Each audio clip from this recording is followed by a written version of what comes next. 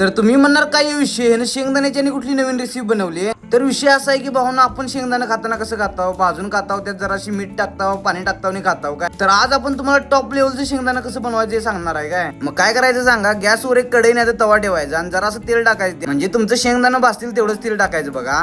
मग जराशी चटणी आणि मीठ टाकून घ्यायचं. मग चटणी मीठ बरोबर जरा टाकून झाल्यावर का नाही आपण जरासं शेंगदाणे ऍड करायचं, आपल्याला जेवढं पाहिजे आहे तेवढं. कसं आहे, तुम्हाला जर नंतर कुठला मसाला टाकायचा असला का नाही ते पण तुम्ही टाकू शकता. कसं आहे, जरा चव वाढते हो. मग आपलं शेंगदाणा तळस्तवर म्हणलं आपण कांद्याच्या भाऊला कापून घेऊया. मग आपला टॅमॅटो भाऊ नाराज होऊ नये म्हणून त्याला आपण कापून घेतला आपण मस्तपैकी.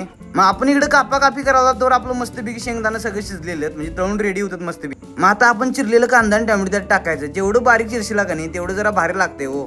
मग त्याला मस्तपैकी हलवून घ्यायचं काय. आणि तुम्ही वरनं टाकणार असेल तर चाट मसाला टाकू शकता, एकदम टॉप लेवलचं लागते. मग कसं आहे, कॉलेजवरनं आले आपल्या कार्यकर्त्यांनी भूक लागते आणि आपण पण तवाच नियोजन केलं हो. त्याच्यामुळे म्हणलं कार्यकर्त्यांनी आता टेस्ट करायला देऊया काय विषय काय नाही ते.